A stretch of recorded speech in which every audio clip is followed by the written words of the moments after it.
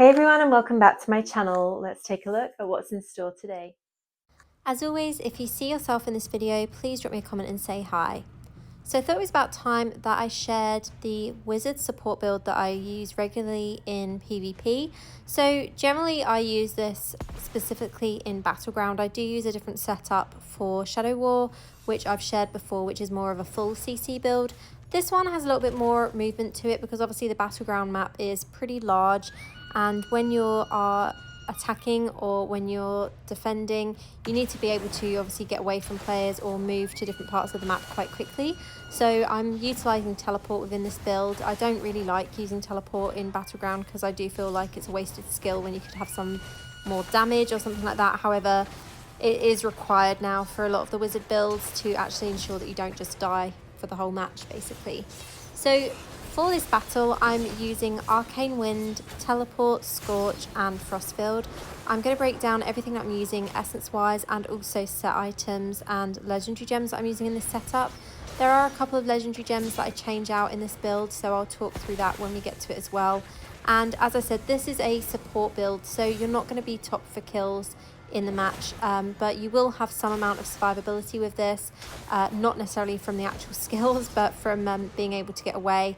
And also you will have a lot of assists using this build as well. Generally I'm top for assists in most of the battlegrounds that I play. It's not the badge that I'd like to get. It would be nice to get the badge for top kills, but obviously support is always needed in battlegrounds, and it's good to be able to play this role and to play it successfully as well.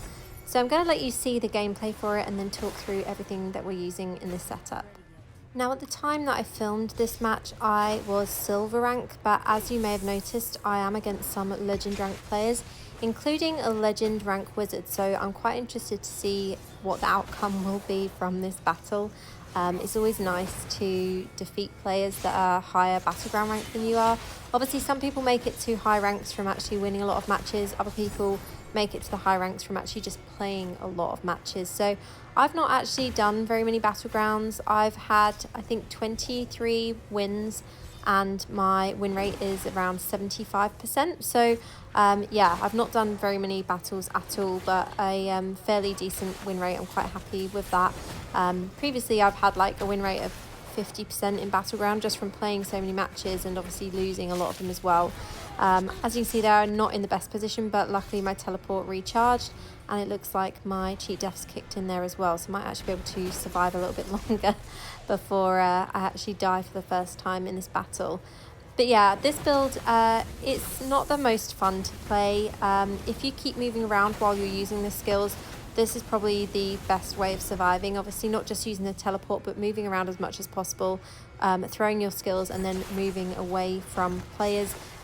You'll notice that I move quite a lot when I'm playing this build, and it's just to make sure that I try and stay alive as much as possible and that I'm not getting hit by other skills from the enemy players. So yeah, we'll see how this battle goes and I'll talk through everything, starting with set items. So for this, we're using 4 pieces of Prayer for End Winter. Your damage is increased by 15% when attacking chilled enemies and by 30% when attacking frozen enemies. Bosses immune to chill and freeze effects will become marked, triggering these bonuses. You have a 30% chance to freeze already chilled enemies for 3 seconds when applying an additional chill to them. Cannot freeze the same target more often than once every 10 seconds. Alongside Endwinter, we're using 2 pieces of Feasting Barons, increases the duration of your harmful effects by 30%, and 2 pieces of Grace of the Flagellant. All continual damage, channel damage and persistent ground damage is increased by 15%. So these work really nicely with the setup and the essences and also the legendary gems I'm using in this build. We have the harmful effects from the poison and the burn that we're getting from Roiling Consequence and from Seeping Bowl, which I'll touch on in a moment when we look at legendary gems. So next, moving on to essences. Starting off with the helm, we're using Vacia's Resourceful Countenance. Scorch now launches an electric orb that explodes on impact, creating an electric field that pursues enemies and inflicts them with shock. Scorch damage is increased 18% and Scorch cooldown decreased 10% from the awakened slot on that gem as well. Next up, we have Lysana's Sorrow on the chest. Frostfield now grants you Creeping Chill, causing your attacks to chill enemies and freeze them on critical hits. Frostfield cooldown is reduced by 7.2% and Frostfield cooldown reduced by 10% from the Awakened slot. On the shoulder we're using Phoenix Mantle. This one is pretty straightforward. Scorch Radius is increased by 29% and damage is increased by 10% from the Awakened slot. On the pants we're using Galebringer's Leggings. Arcane Wind damage is increased by 19% and Arcane Wind cooldown decreased by 10% from the Awakened slot. On the main hand we've got Thistle Bloom. Arcane Wind now conjures a storm that grows over time, pulling in and damaging nearby enemies. Arcane Wind damage is increased by 18% and cooldown decreased 10% from the Awakened slot. Looking at the offhand, we've got Withering Chill.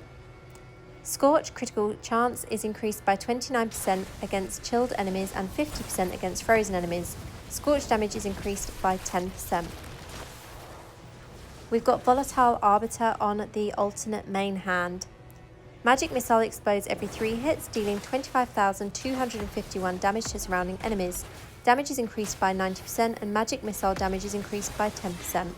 Now I do sometimes swap this one out for Ice Spike, which obviously after every 5 hits or every 5 seconds it hits with an Ice Spike instead, so that is an alternate one you could use there. And lastly, on the alternate offhand we're using Alder Crystal. Arcane Wind now also freezes chilled enemies for 2.4 seconds, cannot occur more often than once every 3 seconds or 5 seconds for players. Arcane Wind damage is increased by 10%. Now I think the 5 seconds for player might be new because I don't remember seeing this before in this description, so this is possibly a change that's come in place with the recent update. So the way this build is working is that you are dragging enemies in with the Arcane Wind, shocking them with Scorch, and then freezing them with Frostfield. The Magic Missile is just extra damage, but obviously the main build is all CC and all about actually keeping those opponents locked into one place, letting your teammates get the kill, and also keeping them back from getting to the Crystal Heart or the towers if you decide to play this in Shadow War. So it was a victory for our team. As you can see, I had a crazy amount of assists there at 32, and I got the badge for most assists and also for most time spent on the objective. So let's just take a look at a couple of other things within this build that I'm going to talk you through as well. So looking at legendary gems, for this exact setup I used Bloodsoaked Jade, Starfire Shard, Roiling Consequence, Pain Clasp, Void Spark, Bottled Hope, Wolfure and Seeping Bile. Now you don't have to stick with these gems. A few alternatives that I would suggest that would actually work really nicely in this build are Chip of Stoned Flesh, because that is just going to help with your CC builds. If you're using that total loss of control, the Chip of Stoned Flesh works really nicely. Also, there is Viper's Bite if you want to use that instead of Seeping Bile. Viper's Bite is a really strong option in PvP and in general. Another 2-star gem that I would recommend is Fervent Fang. So this will deal quite a lot of damage. It's actually a gem that I'm working on, and I will probably be using that in PvP once I can get mine at rank 10. And also More of the Deep is another really good option to use in this build because it's just another form of CC, and obviously that will sometimes trigger on players that aren't exactly close by or on top of you. So that is the gem setup that I've got and the ones that I would recommend using if you don't have the exact setup that I've got here. There are some other really nice 1- and 2-star gems that you can use as well. There's lots of options that work with this. Definitely make sure that you go in with some kind of harmful effect gem, which is why I suggested the Viper's Bite over Seeping Bile if you have that. If you're not going to go in with harmful effects, if you're not going in with a burn or a poison, I would swap out the 2 pieces of Feasting Barons and go for a different set. You could go for Vitus, or you could go for 4 pieces of the Grace of the Flagellant. Next up, looking at Paragon. So I'm using the Gladiator Paragon here, and these are the skills that we've got with this. So Trapper. Whenever you drop below 30% life, you will lay a trap beneath your feet every 5 yards you travel over the next 6 seconds. Cannot occur more often than once every 240 seconds. So this helps when running away from enemies and trying to get to safety. We are also using Cheat Death, which is probably the most important one within the Gladiator Paragon. Fatal attacks from players instead reduce you to 1 life while making you immune to 2 damage and stunning you for 3 seconds. After 3 seconds, you recover to 60% life. Cannot occur more often than once every 210 seconds. Now, that might seem like quite a long amount of time, but if you are using things like the teleport, if you're using a CC build like this, you're normally able to keep those players away from you, as you saw in the Battleground match. I didn't die at all, and I did have my cheat death kick in at the start, so it can sometimes trigger more than once or twice in a match if you're lucky and if you're using the right build. Next up we have Hold Formation. This one is pretty straightforward. Each party member within 15 yards reduces the damage you take by 2.5%. We're using Grizzled Veteran. When fighting a player, you deal 4% more damage and take 4% less damage. And to the victor, when you defeat a player, your Grizzled Veteran bonus increases to 12% for 10 seconds. This effect does not stack but will refresh. So that is the setup that I'm using. It does seem to work really nicely in PvP still. Gladiator is a pretty old Paragon tree, but obviously when they reworked the Paragons, you're able to take different skills now, and this is the setup that I find works really nicely for myself. Next up, taking a quick look at Armory. So this is my Warband buff that I'm using, and this is Protector. So increases block chance by 5%, damage taken reduced by 1%. Reduces damage taken by 15% for 6 seconds when below 15% of your total life. Cannot occur more often than once every 60 seconds. And increases your life by 6.5% and your size by 15%. So this again is more for survivability. You could always go with the Attacker Warband buff instead, which will increase your critical hit chance. My critical hit chance in this build is already at 30%, which is really high, so I didn't feel that I needed that. But that is why I went for the Protector buff on having that little bit of increased defense to my build. Also, just to touch on the Reforges that I prefer to use for this setup. So we've got damage to players increased, attack speed increased, duration of beneficial effects increased, cheat death chance increased, damage taken while suffering loss of control decreased. You have a 2% chance when attacked to immobilize your attacker. So I'm using the Jolt family bonus on, I think, 7 pieces of gear here, simply because I didn't have enough reforged stones to reforge my last piece of gear within this build.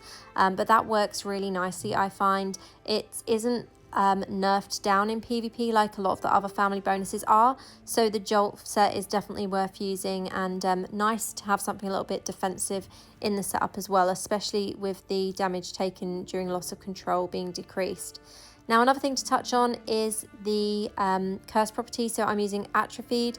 When you deal continuous damage to an enemy, a dark field will appear under them, dealing 24% of the damage every second for 6 seconds to any enemies that remain in the area. Additionally, movement speed of enemies in the dark field is reduced by 60% for 1.5 seconds. Effect cannot occur more often than once every 50 seconds, and this is triggered when enemies are present. So that works quite nicely in PvP, even though it doesn't trigger very often. Lastly, I'm just going to show you how this build works against my good friend Nabil, who you all know as Game Zone. So I wanted to show you one-on-one so you can see exactly what this build actually does. So yeah. Quite simple. Obviously it kills a lot quicker in Training Ground, but it gives you an idea of the skill setup and how everything works when you can see it clearly on the screen here, compared to trying it in Battleground when you're surrounded by lots of different players. I wanted to give you a good idea and a clear idea of what it looks like on one-on-one as well. So that is it from me for this video today. I hope you found this helpful. Let me know what builds you want to see next. If you want me to try some different PvP builds, I'm looking at trying Orof's PvP build that is more of a spam PvP build, which is completely different to the setup I normally use. I think it's going to be quite difficult to play on mobile, but I'm definitely going to give that a go, and obviously I will share my findings with you guys as well. But for now, that's it for me. Thank you so much for watching. Thank you for being here. I hope you found this helpful, and I'll see you in the next one. Have a great day. Official Diablo partner.